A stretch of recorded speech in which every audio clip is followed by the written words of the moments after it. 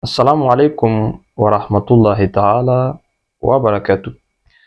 Bienvenue dans cet épisode de notre série Comprendre l'islam authentique. Aujourd'hui, nous répondons à une question qui revient souvent. Pourquoi les chiites se prosternent-ils sur des pierres ou de la terre? Est-ce une innovation, une idolâtrie? Ou bien y a-t-il une raison profonde appuyée par le Saint-Coran, la Sunna ou la logique? Restez avec moi jusqu'à la fin où vous serez surpris par des preuves et bienvenue. Le Saint-Coran dit clairement: prosternez-vous devant Allah et adorez-le. Surat An-Najm, Surat 53, verset 62. Mais sur quoi devons-nous prosterner? C'est une question très importante.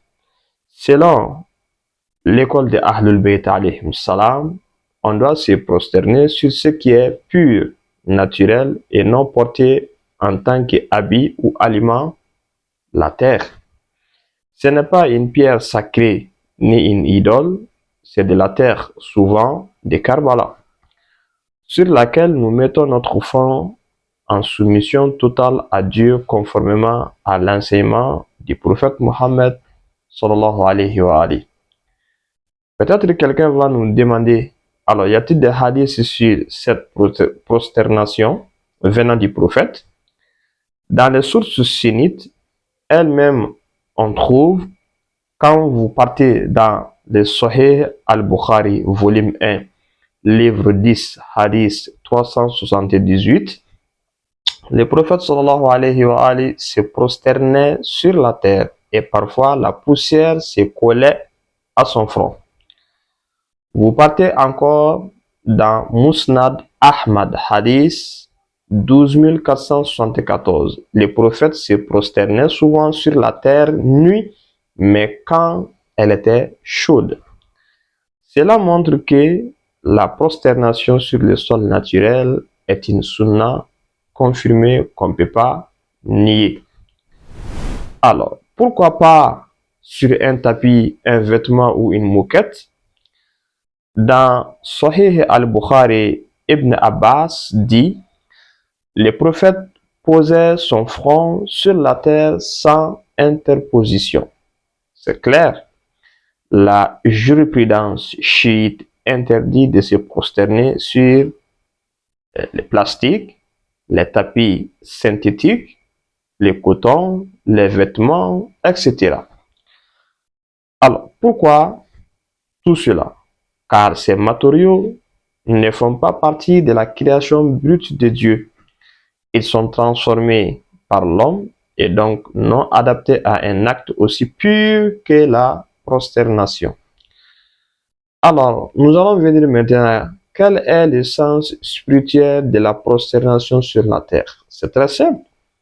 Le Saint-Coran dit: c'est d'elle, cela veut dire la terre, que nous avons créé, et c'est en elle que nous vous ferons retourner. Surat Toha, verset 55. En posant notre front sur la terre, nous rappelons notre origine ample et notre retour vers Allah. Cela renforce non seulement l'humilité, la soumission et la connexion avec le Créateur. Alors, pourquoi spécifier les pierres, surtout la pierre de Karbala? Est-ce une innovation? Les chiites utilisent souvent une petite tablette en argile de Karbala appelée turba en arabe. Cela veut dire la terre. Mais attention, ce n'est pas parce qu'elle est sacrée, mais parce que la terre de Karbala est pure, connue et très fine. Le prophète avait dit, ou a dit, rapporté dans Musnad Ahmad, volume 4, page 329, la terre de Hossein contient la guérison. Donc, les chiites choisissent cette terre pure et symbolique, pas pour l'adorer, mais pour mieux exprimer la soumission à Allah en suivant l'exemple du prophète Mohammed sallallahu alayhi wa alihi. Alors, est-ce une obligation chez les chiites? Nous allons dire non. Pourquoi? Il est autorisé de se prosterner sur toute terre pure ou sur des matériaux naturels comme le sable, les pierres non précieuses, les bois, les feuilles non comestibles. C'est une question de conformité à la sunna et de pureté de l'acte, rien d'autre que cela. Alors, y a-t-il une logique solide derrière tout cela? Nous pouvons dire que euh, on pourrait même poser la question à nous-mêmes. Est-ce qu'il est logique de mettre son front, la partie la plus noble du corps, sur quelque chose de créé par l'homme comme un tapis, un nylon? Ça, c'est une question logique. Non, car se prosterner, c'est se rabaisser au maximum devant Dieu, en mettant son front sur ce qu'il a lui-même créé. Cela veut dire la terre. Donc, c'est un acte profond, pur et sincère. En conclusion, que devons-nous retenir dans tout cela? Nous pouvons dire que les chiites ne se prosternent pas sur des pierres, mais sur la terre, conformément à la sunna du prophète.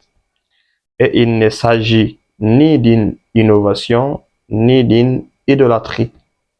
C'est une fidélité aux enseignements du messager d'Allah, prouvé dans les livres sunnites et même.